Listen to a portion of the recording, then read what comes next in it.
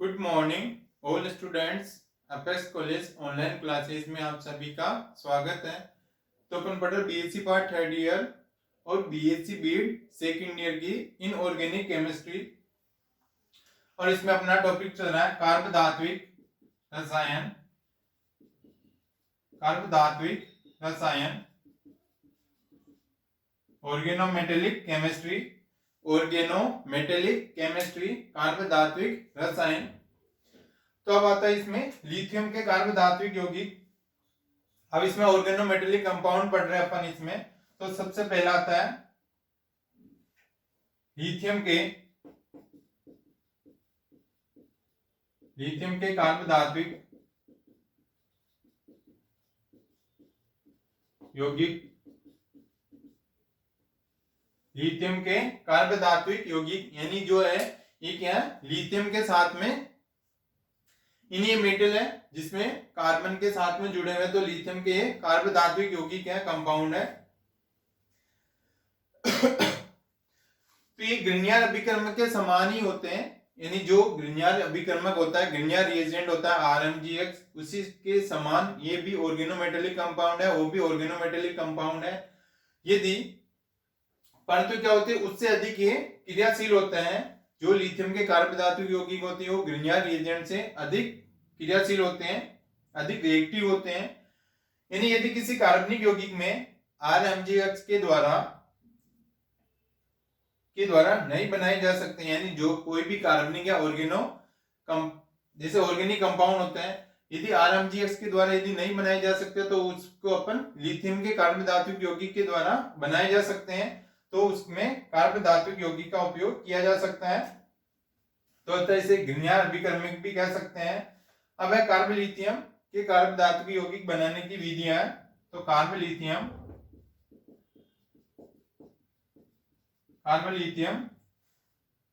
को बनाने की विधियां।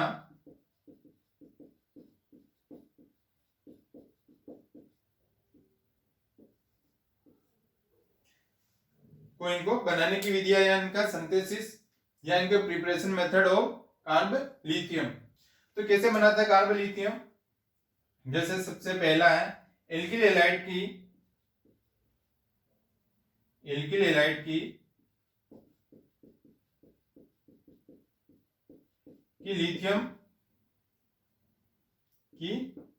लिथियम से अभिक्रिया द्वारा,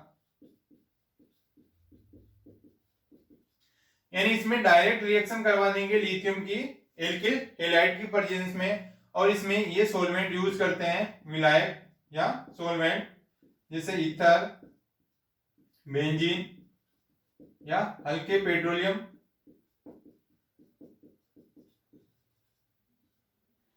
इन सॉल्वेंट में अपन एल्किल हैलाइड की रिएक्शन लिथियम के साथ करवा देंगे तो बन जाएगा कार्बलिथियम। तो ये हो जाएगा एल्किल लिथियम एल्किल क्लोराइड। इस एल्किल क्लोराइड की रिएक्शन अपन लिथियम के साथ करवा देंगे तो ये बन जाएगा प्लस लिथियम क्लोराइड। तो इस एल्किल हैलाइड की रिएक्शन सीधा लिथियम के साथ करवा देंगे तो ये क्या बन जाएगा, कार्बलिथियम, और ये लिथियम क्लोराइड इसमें से बाहर निकल जाएगा, जैसे C4S9, इसकी भी लिथियम के साथ अभिक्रिया करवा देंगे, यानी ब्यूटिल क्लोराइड। इस ब्यूटिल क्लोराइड की रिएक्शन अपन लिथियम के साथ करवा रहे हैं तो बन जाएगा ब्यूटिल लिथियम। और यदि इसकी क्लोरोबेंजीन के साथ में लिथियम की रिएक्शन करवाएंगे, इस क्लोरोबेंजीन की रिएक्शन सीधा लिथियम के साथ करवाएंगे तो ये बनेगा C6H5Li प्लस लिथियम क्लोराइड। तो ये क्या बन जाएगा, बेंजिल लिथियम या बेंजीन लिथियम। इस प्रकार से एल्किल हैलाइड की रिएक्शन अपन सीधा लिथियम के साथ करवा देंगे और इन सॉल्वेंट के प्रेजेंस में ईथर, बेंजीन और हल्के पेट्रोलियम में, तो ये सीधा क्या बन जाएगा, कार्बलिथियम बन जाता है। अब आता है नेक्स्ट मेथड,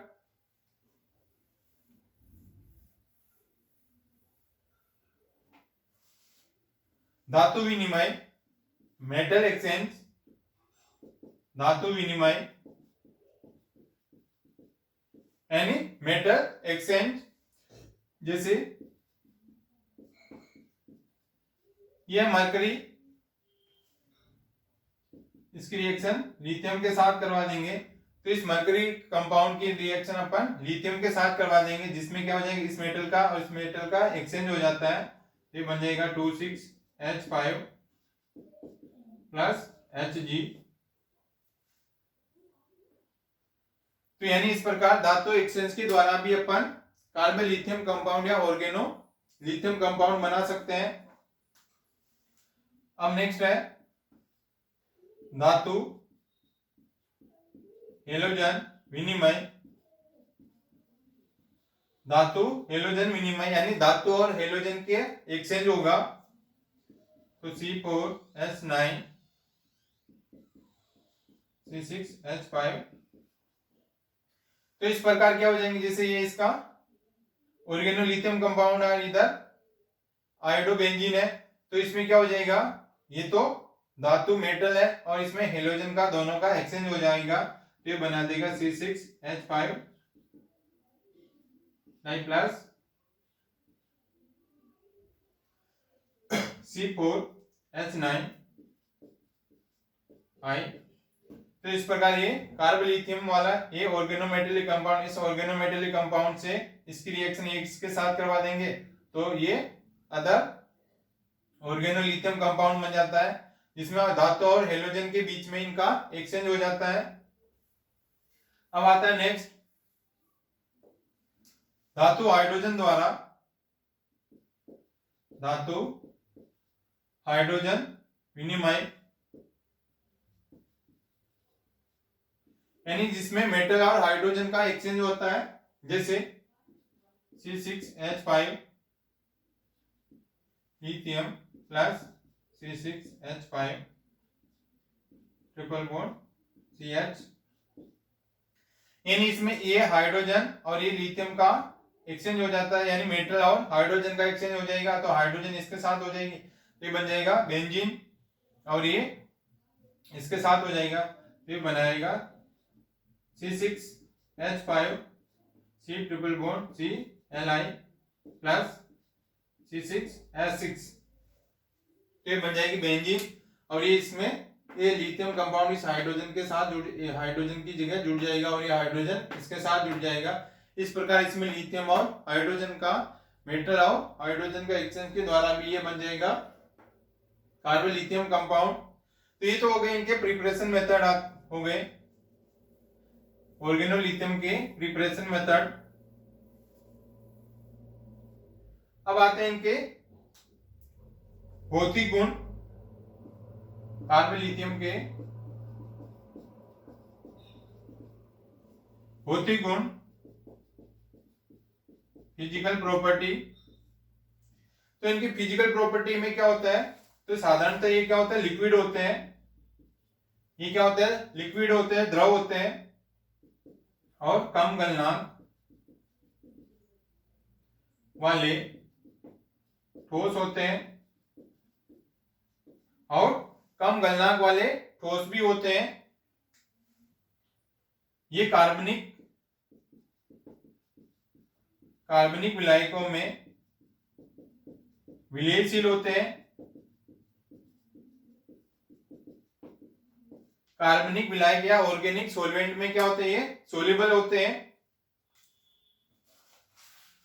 और ये ज्वलनशील होते हैं, ये ज्वलनशील भी होते हैं, ये जल एवं वायु के साथ अत्यंत क्रियाशील होते हैं, अत्यंत क्रियाशील होते हैं,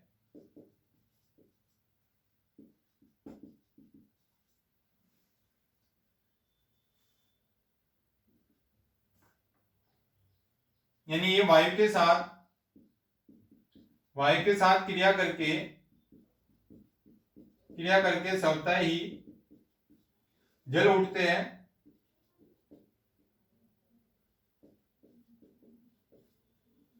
ये होती है इनकी फिजिकल प्रॉपर्टी, यानी क्या होंगे, जो लिक्विड होते हैं और या फिर कम गलनांक वाले सॉलिड होते हैं, और जो ऑर्गेनिक कंपाउंड, ऑर्गेनिक सॉल्वेंट में भी क्या होते हैं, ये सोल्यूबल होते हैं और ये ज्वलनशील होते हैं, यानी स्किन पर अगर गिर जाता है तो स्किन जलने लग जाती है, ज्वलनशील होते हैं। और ये जल एवं वायु के साथ क्या करते हैं, अत्यंत क्रियाशील होते हैं, और वायु के साथ भी ये क्रिया करके ऑटोमेटिक या स्वतः ही जलने लग जाते हैं ये कार्बोलिथियम कंपाउंड।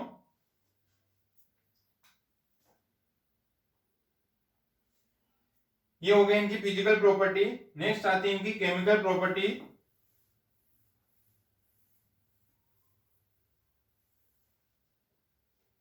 इनकी केमिकल प्रॉपर्टीज,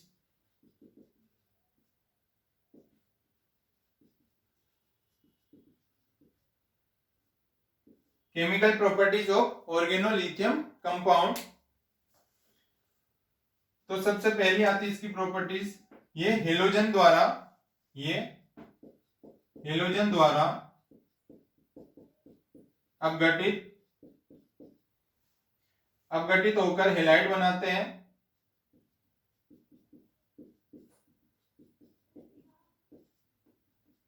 यानी ये हेलोजन द्वारा अपघटित होकर क्या बनाएंगे, हेलाइड बनाएंगे। जैसे C4, यह ब्यूटीलिथियम है, तो इसकी रिएक्शन अपन हेलोजन के साथ करवा देंगे, यानी ब्यूटीलिथियम, इसकी रिएक्शन अपन हेलोजन के साथ करवा देंगे। तो जिसमें से क्या हो जाएगा, LiBr तो बाहर निकल जाएगा और ये क्या बनाएगा, हेलाइड बनाएगा। तो ये बनेगा C4H9Br प्लस और लिथियम ब्रोमाइड बाहर निकल जाएगा। तो ये क्या बन जाएगा, एल्किल हेलाइड बन जाएगा। और नेक्स्ट है अम्लों के साथ या एसिड के साथ, अम्लों के साथ अत्यंत तीव्र अभिक्रिया करके ये हाइड्रोकार्बन मुक्त करते हैं। यानी इसके यदि एसिड के साथ रिएक्शन करवाएंगे तो उसके साथ तीव्र या फास्ट रिएक्शन करके ये हाइड्रोकार्बन मुक्त करते हैं। जैसे ये ब्यूटीलिथियम है, इसकी रिएक्शन अपन करवा देंगे HCl के साथ, एसिड के साथ, यानी ब्यूटीलिथियम की रिएक्शन अपन HCl के साथ या और एसिड के साथ करवा देते हैं। तो ये बन जाएगा, इसका हाइड्रोजन इसके साथ हो जाएगा, तो ये बनेगा C4H10 प्लस लिथियम क्लोराइड। तो ये क्या बन जाएगा, हाइड्रोकार्बन। तो ये क्या बन गया, हाइड्रोकार्बन या एल्केन बन गया। ये हो जाएगा ब्यूटेन। तो इस ब्यूटीलिथियम की एसिड के साथ रिएक्शन करवाएंगे तो क्या बनेगा, हाइड्रोकार्बन। तो ये ब्यूटेन बन जाएगा और ये लिथियम क्लोराइड बाहर निकल जाएगा। अब आती है नेक्स्ट केमिकल प्रॉपर्टीज।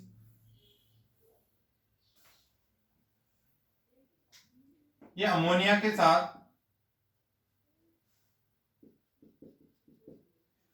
तो ये अमोनिया के साथ अपघटित होकर भी हाइड्रोकार्बन मुक्त करते हैं। जैसे C4H9, यानी इस एल्किल ब्यूटीलिथियम की रिएक्शन अपन अमोनिया के साथ करवाते हैं, तो जिससे क्या हो जाएगा, एक हाइड्रोजन इसके साथ जुड़ जाएगी, तो ये भी हाइड्रोकार्बन रिलीज करते हैं। जैसे C2H5, ये हो जाएगा एथिल लिथियम। इस एथिल लिथियम तो ये बन जाएगा C2H6 एथेन प्लस, ये इसमें से बाहर निकल जाएगा। तो यानी इसके एक हाइड्रोजन इसके साथ जुड़ जाएगा, तो C2H6 ये हाइड्रोकार्बन बना देगा और ये क्या बनेगा, एथिल लिथियम से क्या बना देगा, अमोनिया के साथ रिएक्शन करवाएंगे तो बन जाएगा एथेन।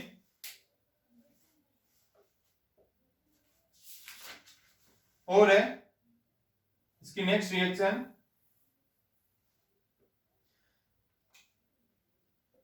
जैसे आइसोप्रीन है, तो आइसोप्रीन के पॉलीमराइजेशन में भी इसका यूज किया जाता है। जैसे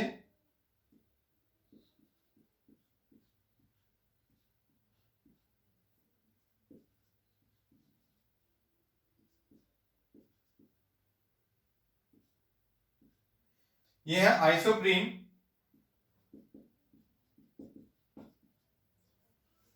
आइसोप्रीन, तो इसकी रिएक्शन अपन इसमें करवाएंगे,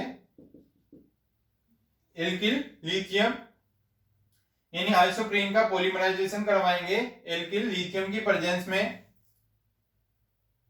तो ये बनाएगा CH2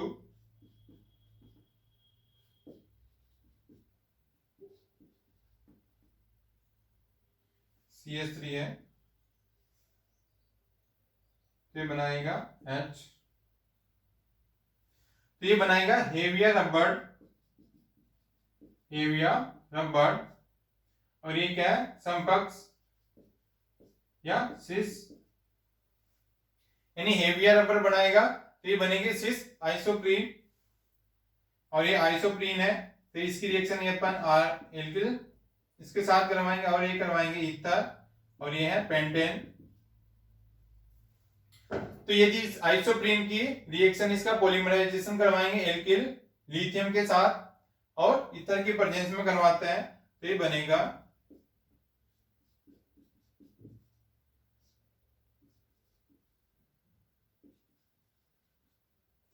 तो ये बन जाएगा घट्टा पर्चा, इसको बोलेंगे ट्रांस, यानी इसमें क्या होता है, आइसोप्रीन का पॉलीमराइजेशन करवाते हैं, जो सिस प्रोडक्ट बनता है उसको बोलेंगे हेवियर रबर, और यदि जो ट्रांस प्रोडक्ट बनता है उसको बोलेंगे घट्टा पर्चा या ट्रांस। तो इस प्रकार ये रबर बनता है, ये घट्टा पर्चा रबर है, और ये होता है हेवियर रबर, जो क्या होता है सिस फॉर्म में होता है, जो घट्टा पर्चा होता है रबर वो ट्रांस फॉर्म में होता है। तो इसकी रिएक्शन इसका पॉलीमराइजेशन करवाएंगे एल्किल लिथियम और पेंटेन की प्रेजेंस में, तो हेवियर रबर बनता है सिस फॉर्म में, और आइसोप्रीन का पॉलीमराइजेशन करवाएंगे एल्किल लिथियम और ईथर की प्रेजेंस में, तो ये बनेगा घट्टा पर्चा जो ट्रांस फॉर्म में होता है। ये इसी प्रकार इनकी ये केमिकल रिएक्शन होती है। अब नेक्स्ट आती है इनकी स्ट्रक्चर, इनकी केमिकल प्रॉपर्टीज खत्म है। नेक्स्ट आती है एल्किल लिथियम, इनकी संरचना, यानी कार्बोलिथियम कंपाउंड यौगिकों की संरचना एल्किल लिथियम यौगिकों की स्ट्रक्चर है। तो इस प्रकार इसकी ये संरचना, जैसे CH3Li, इसके ये 4 है, तो यानी इसके 4 मोल है इसमें, तो ये मेथिल लिथियम,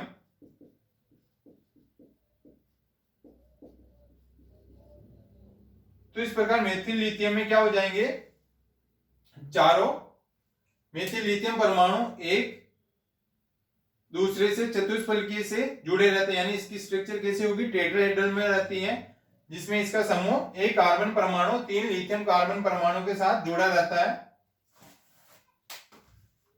यानी इसकी स्ट्रक्चर इस प्रकार से रहेगी, जैसे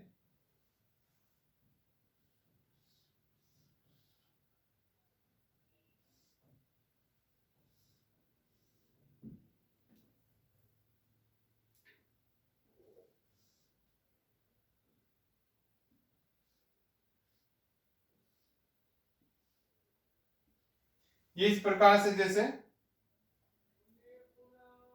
तो यहां पे लिथियम है, ये लिथियम, ये कार्बन, और ये लिथियम, ये कार्बन, और ये लिथियम, और ये कार्बन, और ये हो जाएगा कार्बन, और ये लिथियम, यानी इस प्रकार से इसकी टेट्राहेड्रल स्ट्रक्चर होती है। तो टेट्राहेड्रल स्ट्रक्चर में चतुष्फलकीय के रूप में जुड़े रहते हैं, तो जिसमें क्या हो जाएगा, यानी एक कार्बन परमाणु है जिसमें 3 लिथियम परमाणु के साथ जुड़ा हुआ है, तो ये कार्बन परमाणु है, तो ये 3 लिथियम परमाणु के साथ जुड़ा हुआ है, ये कार्बन परमाणु, ये 3 लिथियम परमाणु के साथ जुड़ा हुआ है, ये कार्बन परमाणु है तो 3 लिथियम परमाणु के साथ में जुड़ा हुआ रहता है, यानी इसकी स्ट्रक्चर कैसी रहेगी, एक कार्बन परमाणु 3 लिथियम परमाणु के साथ में ये त्रिभुजाकार के रूप में ये जुड़ा रहता है।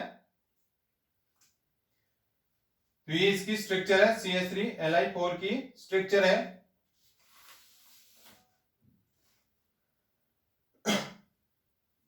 तो जैसे C2H5 लिथियम,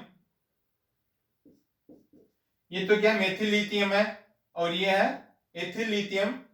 तो इसकी स्ट्रक्चर भी क्या होगी, इसी के समान होती है, इसी के समान होती है। और जैसे C2H5Li यदि 6 है तो इसकी संरचना क्या हो जाएगी, एस्पल की हो जाएगी, ऑक्टाहेड्रल। इसकी संरचना होती है अष्टफलकीय के जैसे, यानी जिसमें क्या हो जाएगा, जो 6 लिथियम परमाणु अष्टफलकीय क्या हो जाएगी, कोनों पर स्थित हो जाएगा और एथिल समूह 2 लिथियम परमाणु के बीच में यानी ब्रिज का कार्य करता है। ये अष्टफलकीय संरचना बनती है इसकी।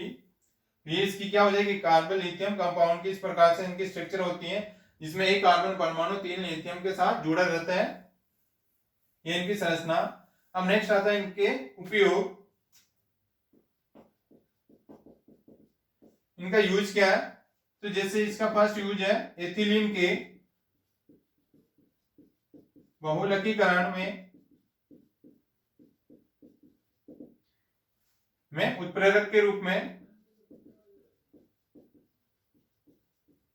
यानी एथिलीन का यदि पॉलीमराइजेशन करवाता है तो उसमें कैटेलिस्ट के रूप में इसका यूज किया जाता है, कार्बन लिथियम कंपाउंड का। और C4H9 लिथियम, ब्यूटीलिथियम व टाइटेनियम, टेट्राक्लोराइड टाइटेनियम को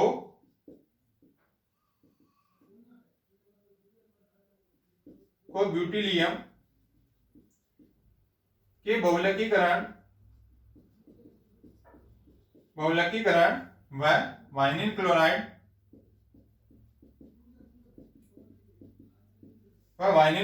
के बहुलकीकरण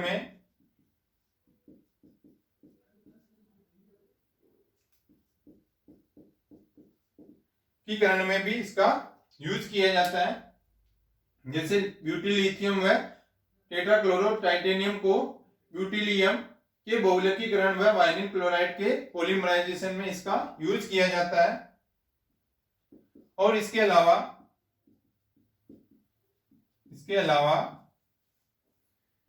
C4H9 का उपयोग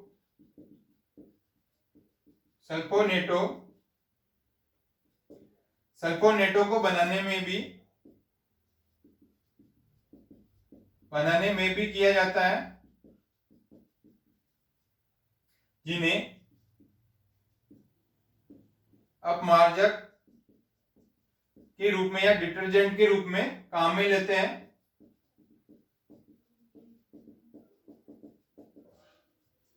यानी जिसके अलावा क्या है, जैसे ब्यूटीलिथियम का उपयोग सल्फेनेटो को बनाने में भी इसका उपयोग किया जाता है। और जो सल्फेनेटो का ये बनता है उन्हें अपन डिटर्जेंट के रूप में भी इनका यूज करते हैं।